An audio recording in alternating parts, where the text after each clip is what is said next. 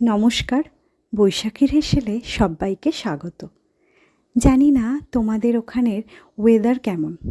আমাদের কল্যাণীতে বৃষ্টির দেখা নেই। কে বলবে এটা আষাঢ় মাস, জুন মাসের শেষ। খুব বাজে রকম গরম পড়েছে। রোজই মনে হয় বৃষ্টি হবে, কিন্তু বৃষ্টির দেখা নেই। স্কুল সকালে হয়ে একদিকে ভালোই হয়েছে। যাই হোক, যতই গরম পড়ুক না কেন, খাবার দাবারে কোনো কম্প্রোমাইজ নেই। আজকে ভাতের সাথে আছে পাতলা করে পেঁয়াজের মসুর ডাল, আর তার সাথে আছে পাঁপড় ভাজা, আর মাছের মধ্যে চিংড়ি মাছের একটা তরকারি। ব্যাস, আর কিছু না। আজ রান্না করতে একেবারেই সময় লাগেনি, খুব তাড়াতাড়ি হয়ে গেছে।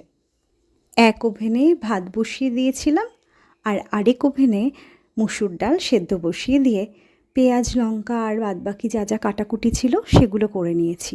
মশলা তো করাই ছিল, তাই খুব কম সময়ের মধ্যেই রান্নাটা সেরে ফেলতে পেরেছিলাম। আজ কী কী রান্না করলে বলো আমাকে। তোমাদের কাছ থেকেও আমি রান্নার আইডিয়া পাবো।